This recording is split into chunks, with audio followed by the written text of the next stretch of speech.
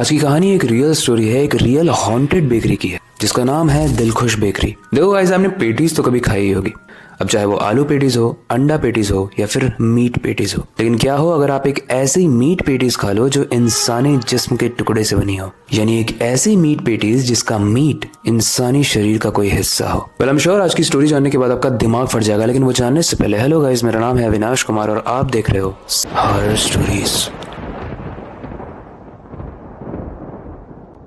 आज की कहानी है तनु की।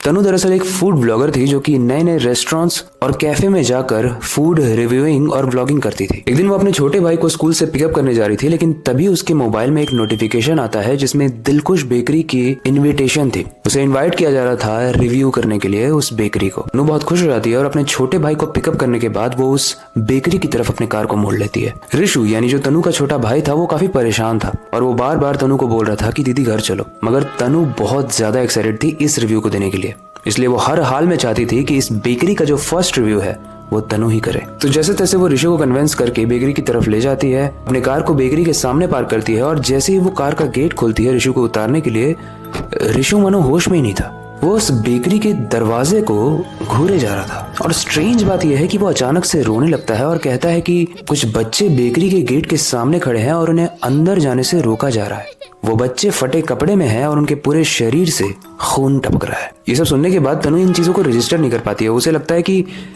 ऋषु बस बहाना बनाना चाहता है, इसी वजह से वो कुछ भी कह रहा है। वो ऋषु को कन्विंस करके बेकरी के अंदर ले जाती है। जैसे ही तनु और उसका छोटा भाई ऋषु बेकरी के अंदर जाते हैं, वो देखते हैं कि बेकरी पूरी खाली है, लेकिन अंदर से एक बुढ़िया हाथ में ट्रे लेकर आती है और उसमें रखा था मीठा बन।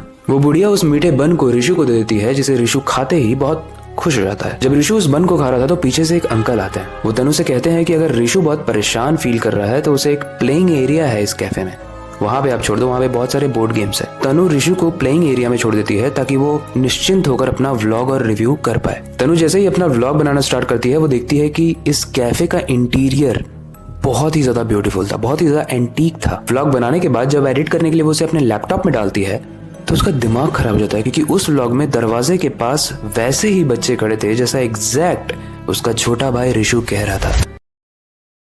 यानी कुछ बच्चे जो दरवाजे पर खड़े हैं, जिन्हें आने से रोका जा रहा है, जिनके फटे कपड़े हैं और जिनके पूरी बॉडी से खून रिस रिस कर नीचे गिर रहा है। इससे पहले कि तनु कुछ सोच पाती है, उसका लैपटॉप ऑफ हो जाता है। अब वो लैपटॉप को चार्ज करने के लिए हेल्प मांगने जाती है रिसेप्शन पे, तभी पीछे से वो बुढ़िया आकर उसे एक पेस्ट्री ऑफर करती है।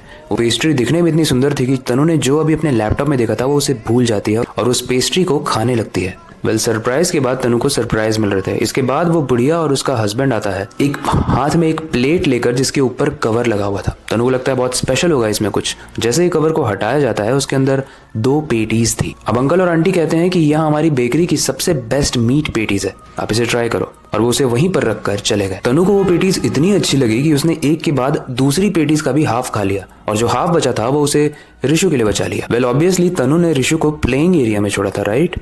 बट जब वो प्लेइंग एरिया में जाती है तो वहां पर ऋषु था नहीं। पूरे कैफे में वो ढूंढती है और एट द एंड वो किचन में पहुंचती है, जहां पर वो देखती है कि वो दोनों अंकल आंटी एक इंसान के दिल के चमड़े को निकाल कर पेटीज में भर रहे हैं और प्लेट्स में सजा रहे हैं। और जब वो गौर से देखती है तो वो देखती है कि वो इंसान ऋषु ही था। ऐसी सिनेरियो देखने के बाद तनु बहुत शॉक हो जाती है। वो चिल्लाकर बहुत तेजी से बाहर भागती है, लेकिन तेज ड्राइविंग करने की वजह से उसका एक्सीडेंट हो जाता है और वो 6 महीने के लिए कोमा में चली जाती है। 6 महीने के बाद जब वो ये सारी बात पुलिस को बताती है तो इन्वेस्टिगेशन के दौरान ये पता चलता है कि वो बेकरी तो 12 साल पहले ही बंद हो चुकी है। अब ना वो बेकरी है और ना उसका भाई। वेल बहुत स्ट्रेंज है। आपको ये कहानी कैसे लगी, इस रिलेटेड कोई फीडबैक हो तो आप कमेंट सेक्शन में बता सकते हो। बट मैं एक चीज बताता हूँ, ऐसे मेनियक, ऐसे साइको लोग होते हैं जिनके पास कोई रीजन नहीं होता है किसी को मारने का। वो बस इसलिए मारते हैं क्योंकि वो मारना चाहते हैं। ऐसे लोगों से बच के रहना। स्ट्रेंजर्स के साथ कहीं भी ऐसे ही मत चले जाना, वरना हो सकता है आप पेडीज का पार्ट बन जाओ। वेल इस कहानी से रिलेटेड कोई फीडबैक है तो आप कमेंट सेक्शन में बता सकते हो। अगली स्टोरी जो मेरे पास सामने लिखी हुई है वो काफ़ी ज़्यादा इंटरेस्टिंग है, जिसे मैं अभी इसके बाद शूट करूँगा कुछ दिनों में आपके पास, तो आप उसके लिए रेडी रहना। ये वक्त आ चुका है इस स्टोरी को एंड करने का और नई स्टोरी पर काम शुरू करने का। लेकिन जाने से पहले मैं बस एक ही चीज़ कहना चाहूँगा, स्टोरीज डिफरेंट होती हैं लेकिन एंड वाला पार्ट नहीं। इसलिए अपनी क्यूरियोसिटी को डाई मत होने देना, नई चीज़ें सीखते रहना, अपने बेड के नीचे और खिड़की के बाहर ज़रूर देख लेना। मिलते हैं अगली वीडियो में।